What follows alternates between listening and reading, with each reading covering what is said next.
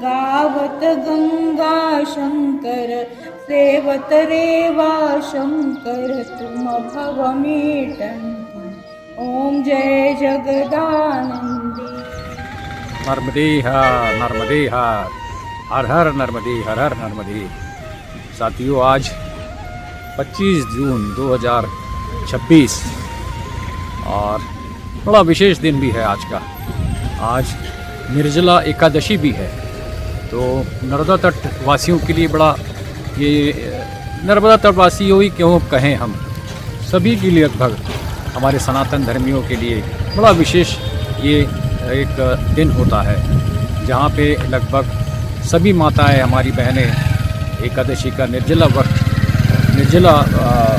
ये करती है और व्रत करती हैं।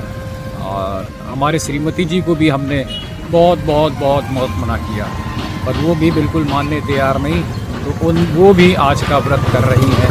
मैंने कहा अपने को अपन आप परिक्रमा में है, हम लोग कैसे चलना, कितना चलना, क्या चलना, धूप है, पानी है, सारी चीज़ें हैं, हमारे लिए संभव नहीं होता ये व्रत और सारी चीज़ें करना।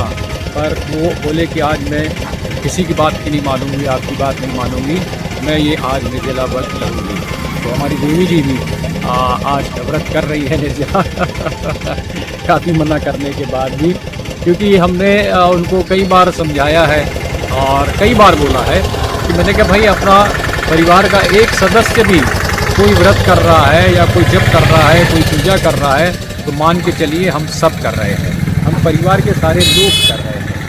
और हमारा बेटा है अक्षय, हमारे बड़े सुपुत्र, वो बिल्कुल बहुत व्रत करते हैं। हमारी बहू है, वो भी बहुत ज़्यादा पाठ पूजा और सारे व्रतों में ध्यान रखती हैं।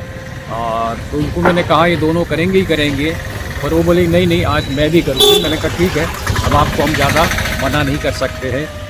और तो वो भी आज निर्जला व्रत कर रही हैं एकादशी का। और आज सुबह हम जिस आश्रम में कल हमने आश्रय लिया था लगभग 11 बजे, और सुहानंद आश्रम था, सुहानंद आश्रम, और ये संगम घाट में के पास में ही आश्रम है, लगभग 1.5 किलोमीटर के आसपास। और इस आश्रम की तारीफें हमने बहुत पहले से सुनी थी, बहुत पहले से।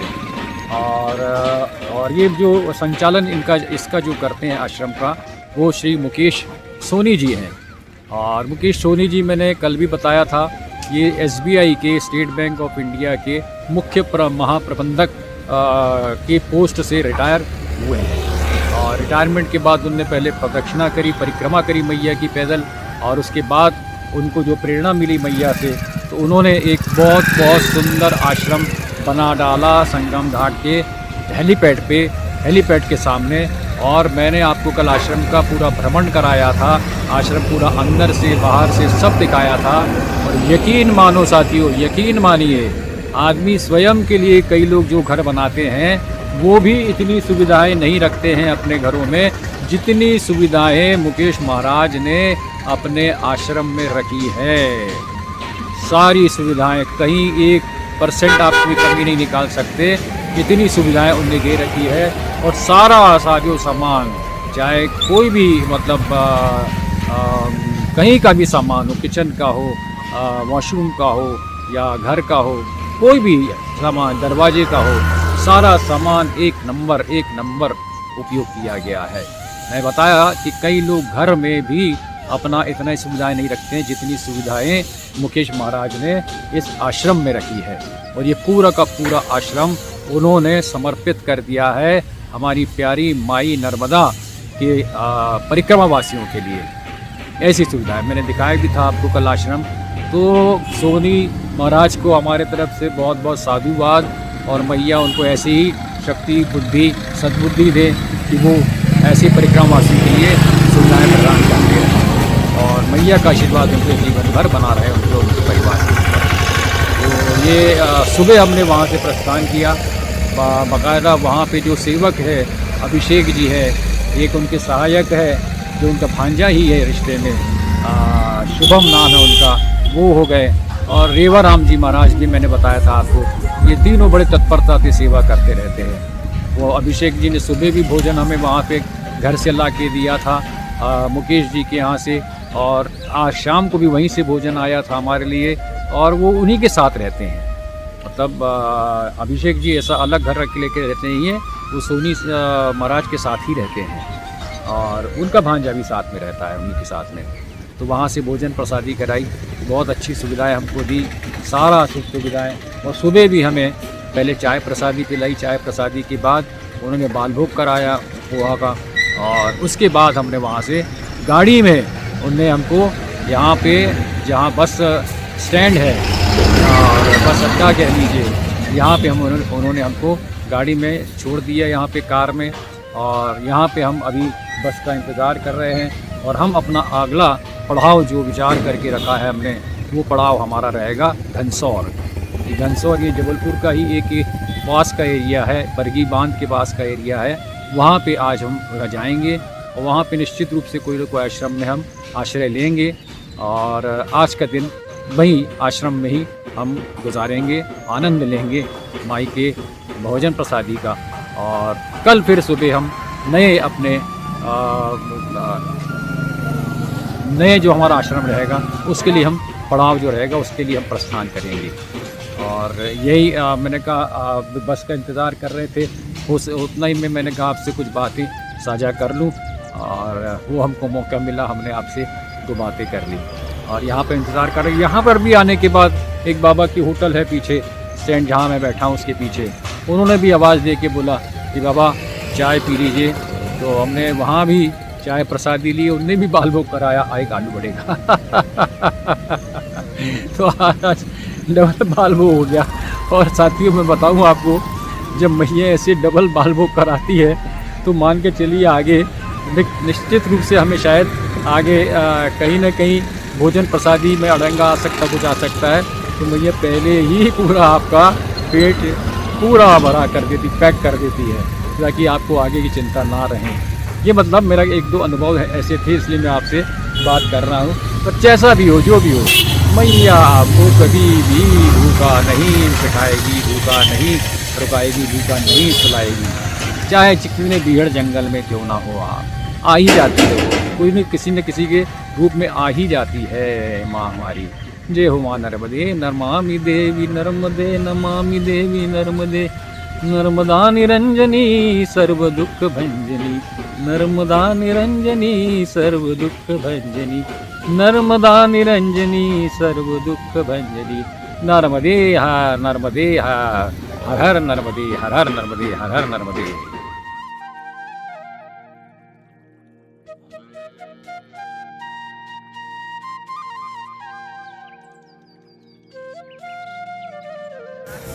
नर्मदे हर नर्मदे हर नर्मदे हर। ये मैं आपको खेरमाई चौक में खड़ा हूँ, और आज हम सुबह हमारा आश्रम वहाँ से निकलकर घनसौर के लिए आए थे, मैंने जैसा कि पहले भी उल्लेख किया था। और यहीं बस में हमने उतरे थे, और यहाँ से ठीक बस स्टैंड के सामने ही ये आप देख रहे हैं, ये खेरमाई मंदिर है, और यही आश्रम है, यही हमने आज आश्रय लिया है। और ये चौक में देखिए रानी दुर्गावती का बहुत सुंदर सा एक स्टैचू लगी है। कल ही रानी दुर्गावती जी का बलिदान दिवस था, और जहाँ कल हम संगम घाट में थे मुकेश सोनी जी के आश्रम में, तो वहाँ पर जो कास्कर महाराज थे, कास्कर महाराज इसी बड़े कार्यक्रम के लिए कल गए थे, और वहाँ से ही हमारी व्यवस्था मुकेश सोनी जी के आश्रम में करा के दी थी। जय हो माँ, जय हो माँ। ये खेरमाई आश्रम हमने लगभग 2 बजे आश्रय दिया, और अभी ये अंडर डेवलपमेंट है, बहुत सी यहाँ पे चीज़ें अभी बन रही है, और नई तरीके से बन रही है, आधुनिक तरीके से बन रही है, जैसे कि यहाँ के एक बाबा ने बताया हमें। और इस खेरमाई मंदिर का इतना महत्व है, इतना महत्व है। बोले एक बाबा अभी हमको मिले जिन्होंने चाय प्रसादी कराई हमारी, उन्होंने कहा कि खेरमाई माता ने, आप यहाँ पे आए नहीं हो, आपको खेरमाई ने आपको यहाँ पे बुलाया है। बोले इतना महत्व है इस मैया का। मैं दिखाता हूँ आपको माई का मंदिर। अब ये देखिए साथियों, ये बड़े बब्बा का पेड़ देखिए, कितना बड़ा, चारों तरफ से बिल्कुल घिरा हुआ है।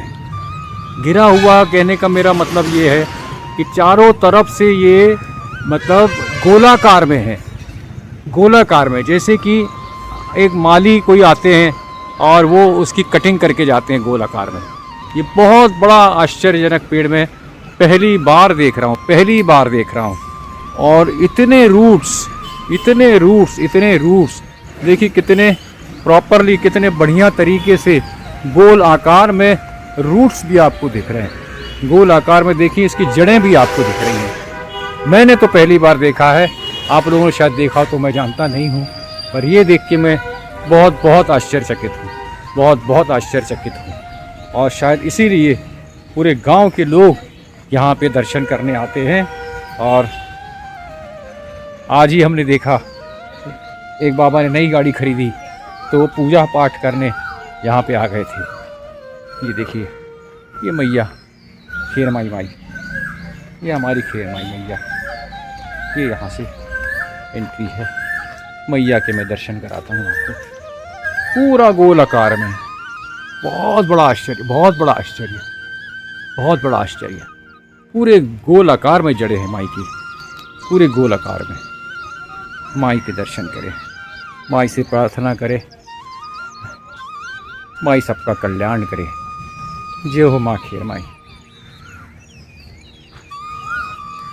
जय हो माँ खेर माई, जय हो माँ खेर। ये मैया खेर माई के दर्शन करें।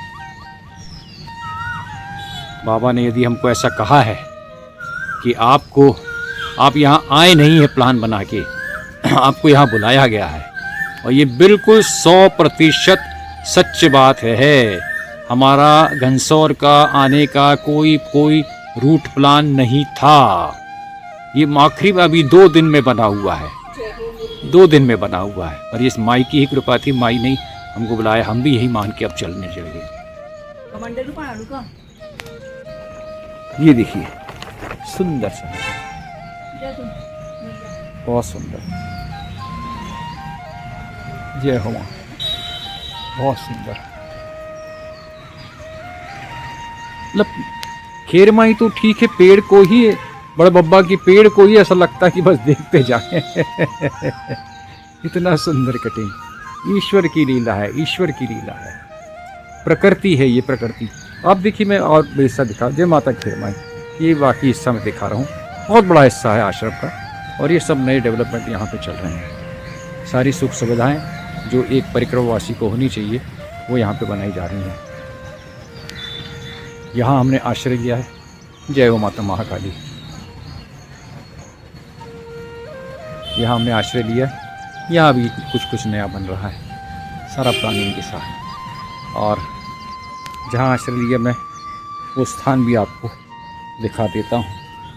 अभी लाइट फिर ये बाबा आएंगे तो वो बाबा तब हम, ये देखिए यह सब सामान रखा हुआ है, और यहाँ हमने आश्रय लिया है। जय हो मां नर्मदे। ये यहाँ से देखिए, बहुत सुंदर, बहुत सुंदर। जय हो मां नर्मदे। नमामि देवी नर्मदे, नमामि देवी नर्मदे, तृतीय पाद पंकजम नमामि देवी नर्मदे। जय हो मां, जय हो मां, जय हो मां। नर्मदे हर, नर्मदे हर, नर्मदे हर। बिल्कुल मैया का जो खेरमाई मैया का जो पेड़ लगा है बड़ा बब्बा का, उसी पेड़ के नीचे बैठ के मैंने कहा हम भी आपसे कुछ और बात करें।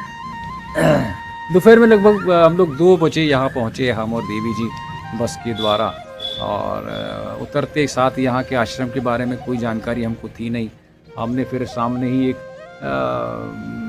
गोली बिस्किट वाले की दुकान थी, उनसे पूछा, स्टॉकिस्ट थे वो, कि भैया यहाँ आश्रम कहाँ है। तो उन्होंने सामने इंगित किया, बोले कि सामने जो खेरमाई मंदिर है जो मैंने अभी आपको दिखाया, बोले वो खेरमाई मंदिर में आपको रहने का स्थान मिल जाएगा और भोजन प्रसादी भी आपकी हो जाएगी। तो और बोले वो फ्रूट वालों से बात कर रहे, मतलब उनने कोई जवाबदारी नहीं ली उसकी, उनने कहा वो फ्रूट वालों से बात कर लें, वो आपको पूरा समझाएंगे। तो हम वो फ्रूट वाले भैया वहीं पे खेरमाई मंदिर की जो बाउंड्री है वही उनका ठेला लगता है फ्रूट्स का, बड़ा ठेला है, काफ़ी बड़ा ठेला है। और उनसे देवी जी ने बात कही तो उन्होंने कहा कि भैया आप अंदर बैठिए और वो करिए। उतने में एक और बाबा आ गए जिन्होंने अभी हमको नाम बताया, जयसवाल बाबा।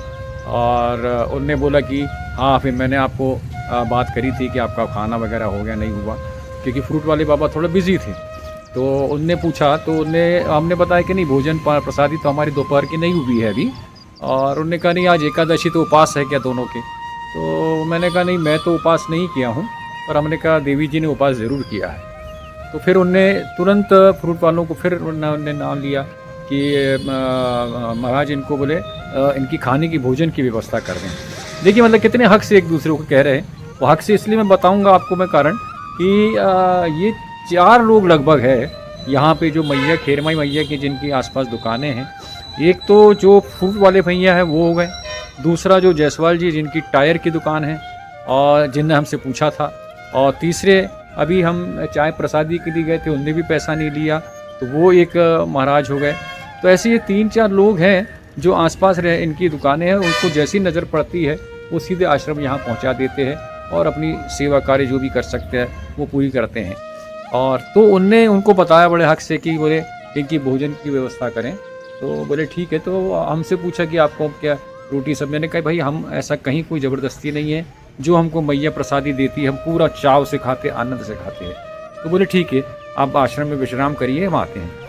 थोड़ी देर में ही, मुश्किल से 10 मिनट में, एक छोटा सा बालक आया करीब 10-11 वर्ष का, और यकीन माने उसमें उन्होंने सारा उपवास का सामान रखा हुआ था। और वो फ्रूट वाले मतलब इतना कुछ ज़्यादा मैं समझता नहीं हूँ कि ज़्यादा बहुत बड़ा व्यवसाय है, बहुत बड़ा व्यापार है। उन्होंने मतलब उस व्यक्ति ने, देखिए उसमें 4 पैकेट लड्डू की डाले जो छोटे आते हैं राजगिरा के, उन्होंने 4 पैकेट उपवास के चूड़े के डाले, उन्होंने 4 छोटे पैकेट, फिर एक उपवास का चूड़ा आता है साबूदाने का जो बना रहता है उसके डाले, उसके बाद 6 केले डाले, 2 बड़े आम डाले, और ऐसी तमाम चीज़ें मतलब उनने पूरा एक पॉलीथीन भर के हमको हमारे सामने रख दिया। तो कितना बड़ा दिल है इन लोग का, कितना बड़ा दिल है। वो ये नहीं देखते कि हम क्या कमा रहे हैं, हमारी क्या हैसियत है क्या नहीं है, और उन्हें इतना भर के दे दिया। तो हम हालांकि सेवन उसी का किया हमने, हम दोनों ने, देवी जी ने भी, हमने भी उसी का सेवन किया, और बिल्कुल मनसोख तो खाया हमने, कहीं कोई उसमें प्रॉब्लम नहीं थी। उसके बाद हम फिर शाम को गए, हमने कहा शाम को मना कर दे बाबा की, शाह बाबा कि आप बिल्कुल भी कुछ भी ना देंगे, हम शाम को यही इसी का सेवन करेंगे। बोले नहीं, शाम को भूखा कैसे सोने? अरे भूखा कहाँ सो रहे? हमने कहा बाबा अभी उनसे मेरी चर्चा होगी, हमने भूखा नहीं सो रहे हैं, हम तो वही खा के सोएंगे जो आपने भेजा सुबह किया था। नहीं, फिर भी वो ज़बरदस्ती किए कि हम साबूदाना खिचड़ी बना देते, ये मैंने बहुत से ऑप्शन दिए। आखिरकार उनको मैंने कहा ना आपकी ना हमारी, हमको तो आप एक कप दूध दे दीजिएगा हल्की शक्कर डाल के, हम उसका सेवन कर लेंगे, और बाकी जो आपने जो भेजा उसका हम करेंगे ही करेंगे निश्चित रूप से। तब जाके वो बड़े माने हैं, और उसके बाद उन्होंने कहा कि ठीक है मैं भिजवाता हूँ थोड़ी देर में। तो ये देखिए इतने बड़े दिल के लोग हैं, और मेरी मैया से हमेशा यही कृपा रहती है, मैया से हमेशा यही प्रार्थना रहती है कि मैया जैसा इनको दिल दिया वैसा दिल हमको भी कुछ दे दिए 10%, क्योंकि हम शहरी लोग इतने गंदे विचार के रहते हैं। मैं सभी की बात नहीं कर रहा हूँ मैं, पर फिर भी ज़्यादातर लोग जो हम कहते हैं ऐसे रहते हैं कि छुट्टी के दिन यदि कोई रिश्तेदार भी आ जाए, कोई दोस्त यार आ जाए, तो वो उनको गेट पे आवाज़ आता है तो उनको लगता है कि कहाँ से आ गया हमारे यहाँ। और ये गांव खेड़ों के लोग, नर्मदा तट के लोग कह लीजिए ज़्यादा अच्छा रहेगा, नर्मदा खंड के लोग इतने अच्छे रहते हैं कि वो से परिक्रमावासी को बिल्कुल मैया मान के सेवा करते हैं, मैया मान के। मैं देखिए बाबा आ गए हैं, मैं भी आपको चर्चा कर रहा था बाबा की, बाबा आ गए, बाबा से नर्मदे हर कर लेते हैं। बाबा नर्मदे हर। बाबा अपना शुभ नाम बताइए। कुबेर प्रसाद नामदेव। बहुत। तो अभी की आप ही की चर्चा मैं कर रहा था वीडियो में कि बाबा ने कैसी हमको सेवा दी, कितने प्रेम से सेवा दी, और अभी भी जबरदस्ती हमको खाने के लिए कर रहे हैं। भगवान आपकी प्रेरणा है, बिल्कुल आप ही प्रेरणा दे रहे हैं, हम मैया करवा रही जो कुछ करवा। जी। बाबा से मेरा एक ही कहना होता है कि बाबा आप हमारे पैर छूते, हमारे से आशीर्वाद लेते, सब लेते हैं, अब हमसे नहीं ले रहे हैं, बाबा आप मैया, हम मैया के प्रतिनिधि है, हम मैया के प्रतिनिधि है, मैया की हम परिक्रमा कर रहे हैं, मतलब मैया के ही हम हो गए। तो आप हमको मैया मान के सारी हमारी सेवा करती है, और मैया के हिसाब से हम आपको आशीर्वचन देते हैं कि आपका परिवार सदा सुखी रहे, सदा आनंदित रहे, दिनों दिन तरक्की करता रहे, और खूब खूब सेहतमंद पूरा परिवार जीवन भर रहे। ये हमारी प्रार्थना मैया से, और यही आशीर्वाद हमारा भी आपके लिए। जय हो माँ की। नर्मदे हर, नर्मदे हर, नर्मदे हर। जय हो भाई, खूब खूब खुश रहें, खूब आनंद में रहें बाबा, खूब आनंद करें, खूब आनंद करें जीवन में। तो बाबा का परिचय भी हो गया, मैंने आपको बात से मिलवा भी दिया, और बात करते करते तो वो बाबा देखिए आ भी गए। मैंने बताया था थोड़ी देर में आ रहे थे, वो मेरे नाम लिया तुरंत वो क्या मतलब बता रहा हूँ ना मैं आपको, कई बार इतना अश्रु आ जाते हैं, क्या बताएं आपको कि कैसे लोग हैं, लोग समझ में नहीं आता है किस मिट्टी के बने हैं ये नर्मदा खंड के लोग, किस मिट्टी के बने हैं नहीं पता भैया, नहीं पता। इनका 10% भी शहरी लोगों को लग जाए ना आदत, तो मैं कहूँगा कि पूरा सतयुग, हम तो नर्मदा तट में बार बार कहते आ रहा हूँ कि हम कलयुग में नहीं, हम सतयुग में चल रहे हैं। ये पूरा 10% भी इनका दिल हमारे पास आ जाए, इनकी मानसिकता हमारे पास आ जाए, इनकी सेवा भाव हमारे पास आ जाए शहरी लोगों के पास, तो ये पूरी दुनिया ही सतयुग हो जाएगी मैया, पूरी दुनिया सतयुग हो जाएगी। आपसे यही प्रार्थना मेरी माई, मेरी नर्मदा मैया, आपसे यही प्रार्थना है कि ऐसा 10% भी हम शहरी वासियों को इनकी तरफ से निकाल के हमारे तरफ भिजवा दें, ताकि हम भी सतयुग में जी सकें कलयुग के बजाय।